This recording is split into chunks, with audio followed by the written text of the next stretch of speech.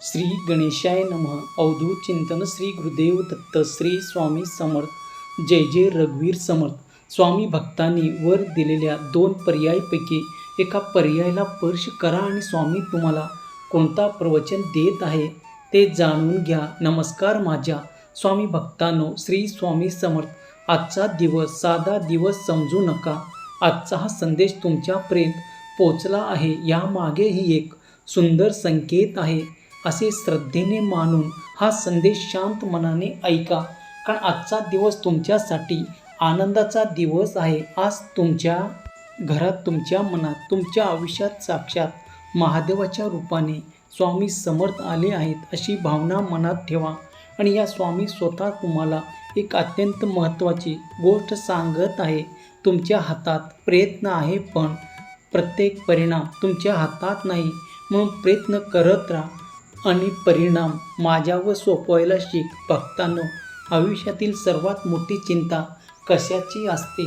आपण केलेल्या प्रयत्नांना परिणाम आपल्याला मनाप्रमाणे झाला नाही याची. आपण एखादे काम मनापासून करतो, प्रामाणिकपणे करतो, कोणाचे वाईट न करता करतो, देवाचे नाव घेऊन करतो, तरीही कधी कधी अपेक्षित यश मिळत नाही.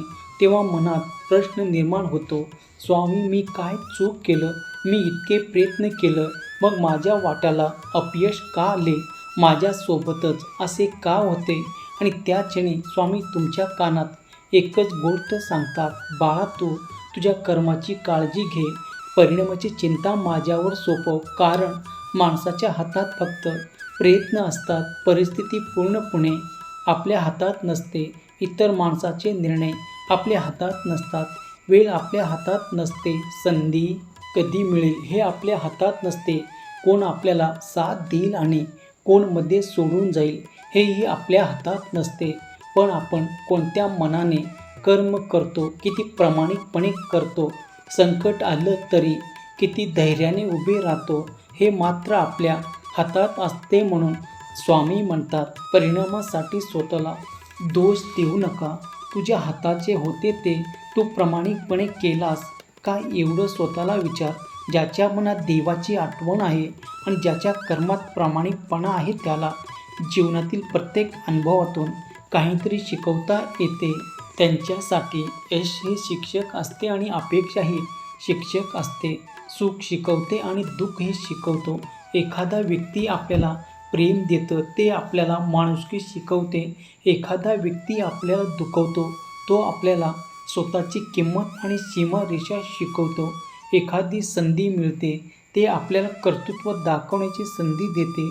एकदा संधी निघून जाते ते आपल्याला संयम शिकवते. म्हणून भक्तांनो, तुमच्या आयुष्यात जे काही घडत आहे त्याच्याकडे फक्त चांगले किंवा वाईट म्हणून पाहू नका. स्वतःला विचारात, स्वामी मला यातून काय शिकवत आहे? कधी कधी देव आपल्याला एखादी गोष्ट देत नाही कारण आपण त्यासाठी तयार नसतो.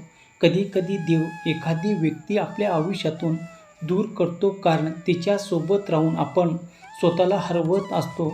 कधी कधी आपण ज्या दरवाजावर कित्येक वेळा ठोठावत होतो तो दरवाजा उघडत नाही कारण आपल्या वाट्याला दुसरा दरवाजा उघडायचा असतो. पण माणूस त्या बंद दरवाजाकडेच पाहत राहतो.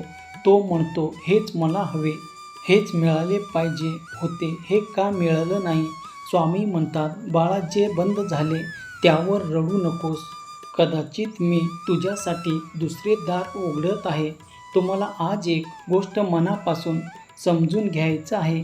प्रयत्न आणि परिणाम याच्यामध्ये एक मोठी जागा असते. त्या जागीचं वेळ असतो, परिस्थिती असते, इतर लोकांचे निर्णय असतात आणि सर्वात महत्त्वाचं म्हणजे ईश्वराची योजना असते. तुम्ही बीज पेरू शकता पण झाडाला फळ कधी येईल हे तुम्ही ठरवू शकत नाही. तुम्ही मेहनत करू शकता पण यश कोणत्या दिवशी मिळेल हे ठरवू शकत नाही. तुम्ही प्रेम देऊ शकता पण समोरची व्यक्ती त्याची किंमत करेल की नाही हे तुमच्या हातात नसतं. तुम्ही प्रामाणिक राहू शकता पण जगातील प्रत्येक व्यक्ती तुमच्याशी प्रामाणिक राहील असे नाही. म्हणून तुमची जबाबदारी परिणामावर नाही, तुमच्या कर्मावर आहे.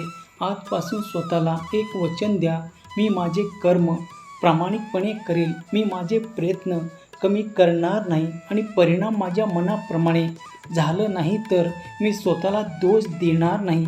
मी स्वामीच्या चरणी तो परिणाम अर्पण करेन. हे स्वीकारायला शिका. स्वीकार म्हणजे प्रयत्न सोडले नाही. स्वीकार म्हणजे परिस्थितीशी हार मानले नाही. स्वीकार म्हणजे माझ्या हातात जे आहे ते मी पूर्ण ताकदीने करीन आणि जे माझ्या हातात नाही त्याच्यासाठी स्वतःला जाळत बसणार नाही. भक्तांनो, चिंता कमी करण्याचा हा सर्वात सुंदर मार्ग आहे. आपण अनेकदा उद्याच्या परिणामाची चिंता करत आजचा दिवस खराब करतो. उद्या काय होईल? पैसे मिळतील का? काम होईल का? मुलाचे भविष्य काय असतील? घरातील परिस्थिती सुधारेल का? माझी इच्छा पूर्ण होईल का? माझ्यावर प्रेम करणारी व्यक्ती माझ्यासोबत राहील का? मला यश मिळेल का? अशा हजारो प्रश्नांनी मन भरून जाते. पण स्वामी म्हणतात, उद्याची आणणे तुमच्यासाठी नवीन संधी निर्माण होते. एखाद्या दिवशी तुम्ही दुसऱ्याचे वाईट बोलण्याऐवजी शांत राहा आणि तुमच्या मनाची शांती टिकते. एखाद्या दिवशी तुम्ही स्वतःला म्हणता, माझ्यासोबत जे घडलं ते माझे पूर्ण आयुष्य नाही आणि त्या दिवसापासून तुमच्या आयुष्याला नवी दिशा मिळते. स्वामी समर्थ भक्तांनो, जीवनात प्रत्येक अनुभवाचा उपयोग करा. कोणी तुमचा अपमान केला असेल तर त्या अपमानाला तुमची ओळख बनवू देऊ नका. त्यातून आत्मसन्मान शिका. कोणी तुमचा विश्वासघात केला असेल तर प्रत्येकावर संशय घेऊ नका. त्यातून विवेक शिका. कोणी तुम्हाला सोडून गेले असेल तर स्वतःला अपूर्ण समजू नका. त्यातून स्वतः सोबत जगायला शिका. तुमचे एखादे काम अपुरे झाले असेल तर मी अपयशी आहे असे म्हणू नका. फक्त त्या प्रयत्नाला अपयश आले आहे, तुम्ही अपयशी नाही. हे दोन शब्द लक्षात ठेवा. घटना आणि ओळख. तुमच्या आयुष्यात एखादी वाईट घटना घडली म्हणजे तुम्ही वाईट नाही. तुमचे एखादे काम जमले नाही म्हणजे तुम्ही अयोग्य नाही. तुमच्या आयुष्यात एक दिवस कठीण आहेत म्हणजे तुमचे संपूर्ण भविष्य कठीण नाही. आज दुःख आहे म्हणजे उद्या दुःखच असेल असे नाही. स्वामीच्या भक्ताच्या जीवनात अंधार आला तरी त्याने प्रकाशावर विश्वास सोडायचं नसतं. कारण रात्र किती मोठी असली तरी पहाट येते. भक्तांनो, कधी कधी तुम्हाला वाटते की माझ्यासाठी काही चांगलं घडत नाही.